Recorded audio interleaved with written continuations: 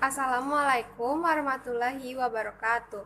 Nama saya Terida Zafira dari kelas 12 MIA 2. Di sini saya akan menjelaskan materi tentang pemerintahan pada masa reformasi. Yang pertama yaitu periode pemerintahan B.J. Habibie pada tahun 1998 sampai 1999. Presiden B.J. Habibie mengawali era reformasi dengan menghadapi ketidakstabilan dan ancaman disintegrasi pasca kerusuhan Mei 1998.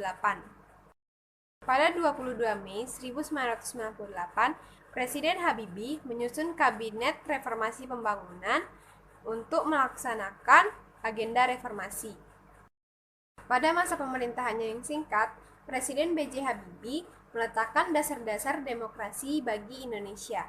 Adapun kebijakan-kebijakan pada masa pemerintahan B.J. Habibie yaitu yang pertama, pembebasan tahanan dan narapidana politik.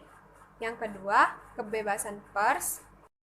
Yang ketiga, pembentukan partai politik. Yang keempat, pelaksanaan pemilu 1999. Yang kelima, mengatasi disintegrasi bangsa. Yang keenam, kebijakan dalam bidang ekonomi.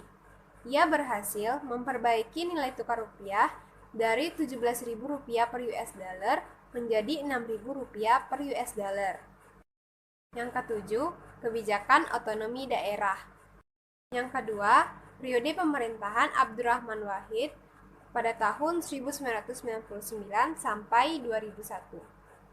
Presiden Abdurrahman Wahid merupakan presiden pertama yang dipilih oleh MPR hasil pemilu 1999. Dalam menjalankan pemerintahan, Abdurrahman Wahid didampingi oleh Megawati Soekarnoputri sebagai wakil presiden. Untuk menjalankan pemerintahan, Presiden Abdurrahman Wahid bersama Megawati Soekarnoputri membentuk Kabinet Persatuan Nasional. Kabinet Persatuan Nasional merupakan kabinet koalisi yang terdiri atas beberapa partai politik, yaitu PDIP, PKB, Golkar, P3, dan Partai Keadilan atau PK. Pada masa pemerintahannya, Presiden Abdurrahman Wahid menetapkan beberapa kebijakan antara lain: yang pertama, pemisahan Polri dan TNI. Yang kedua, pengakuan agama Konghucu. Yang ketiga, mengatasi disintegrasi Irian Jaya atau Papua. Yang keempat, kebebasan pers. Yang kelima, membangun kerjasama dengan luar negeri. Yang ketiga, periode pemerintahan Megawati Soekarnoputri pada tahun 2001 sampai 2004. Megawati Soekarnoputri merupakan presiden perempuan pertama di Indonesia. Dalam menjalankan tugasnya, Presiden Megawati dibantu oleh Hamzahas sebagai wakil presiden. Presiden Megawati dan Hamzahas mengawali tugasnya dengan membentuk Kabinet Gotong Royong. Kabinet Gotong Royong dilantik pada 10 Agustus tahun 2001. Kabinet Gotong Royong bisa disebut Zaken Kabinet karena 2/3 menterinya dijabat oleh tokoh profesional di bidangnya. Adapun kebijakan-kebijakan yang ditetapkan pada masa pemerintahan Presiden Megawati yaitu: pertama, reformasi bidang politik dan hukum. Pemerintah melakukan penataan dan pembersihan hakim diikuti dengan peningkatan kesejahteraan hakim. Pemerintah juga membentuk Komisi Pemberantasan Korupsi atau KPK pada 27 Desember tahun 2002. Kedua, reformasi ekonomi. Salah satu strategi yang diterapkan dalam penanggulangan kemiskinan adalah meningkatkan pendapatan dan mengurangi pengeluaran untuk memenuhi kebutuhan pokok sehari-hari. Yang ketiga, pemilu 2004. Salah satu keberhasilan yang dicapai oleh Presiden Megawati Soekarnoputri dalam upaya memperbaiki demokrasi di Indonesia adalah penyelenggaraan pemilu 2004. Keempat, periode pemerintahan Susilo Bambang Yudhoyono Yusuf Kala pada tahun 2004 sampai 2009. Susilo Bambang Yudhoyono dan Yusuf Kala merupakan presiden dan wakil presiden pertama yang dipilih secara langsung oleh rakyat.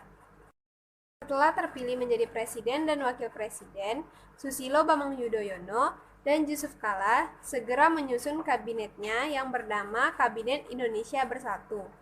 Adapun kebijakan-kebijakan pemerintahan Susilo Bambang Yudhoyono dan Yusuf Kala yaitu: pertama, kebijakan dalam bidang politik.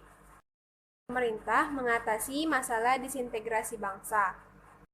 Contohnya, pemerintah berusaha menyelesaikan konflik Aceh dengan cara damai, adil, dan bermartabat. Pemerintah juga mencegah aktivitas illegal lodging dan pemberantasan terorisme. Kedua, kebijakan dalam bidang hukum. Presiden memerintahkan seluruh kementerian, Jaksa Agung, Panglima TNI, Kapolri, hingga kepala daerah untuk mencegah dan memberantas korupsi. Ketiga, kebijakan dalam bidang ekonomi. Pemerintah berusaha mengurangi beban masyarakat akibat kenaikan BBM dengan memberikan bantuan langsung tunai atau BLT kepada keluarga tidak mampu. Yang kelima, periode pemerintahan Susilo Bambang Yudhoyono dan Budiono pada tahun 2009 sampai 2014. Pemilu 2019 berhasil dimenangkan oleh Susilo Bambang Yudhoyono yang berpasangan dengan Budiono.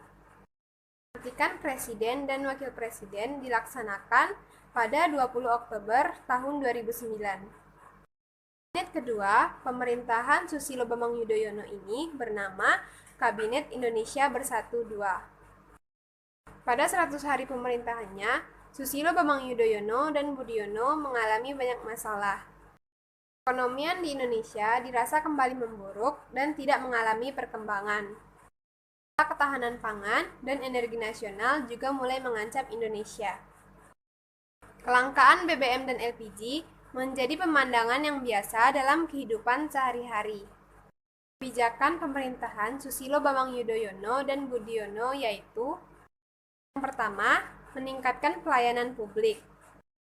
Pemerintah menerbitkan Kartu Jaminan Kesehatan Masyarakat atau Jamkesmas yang dapat digunakan oleh warga miskin untuk mengakses pelayanan kesehatan secara gratis.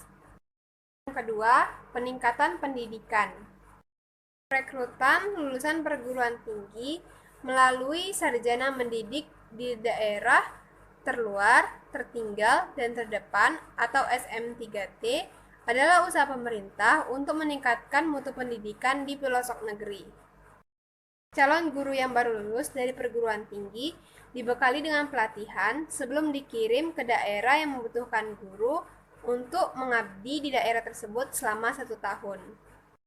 Yang ketiga, mewujudkan sistem good governance. Keempat, kebijakan dalam bidang ekonomi. Salah satu cara yang dilakukan adalah dengan upaya pengembangan koperasi usaha kecil dan menengah, termasuk penyaluran kredit usaha rakyat atau KUR. Keenam, periode pemerintahan Joko Widodo Yusuf Kala pada tahun 2014 sampai 2019. Pada Pilpres 2014, pasangan Joko Widodo dan Yusuf Kala terpilih sebagai presiden dan wakil presiden untuk periode 2014 hingga 2019, mengalahkan pasangan Prabowo Subianto dan Hatta Rajasa. Pada 26 Oktober tahun 2014, Presiden Joko Widodo mengumumkan daftar nama yang akan menduduki posisi menteri dalam pemerintahannya. Kabinet pada masa ini bernama Kabinet Kerja. Menteri dalam Kabinet Kerja berjumlah 34 orang, dengan 8 orang diantaranya adalah perempuan. Dalam pemerintahannya, Presiden Joko Widodo mengusung program Nawacita.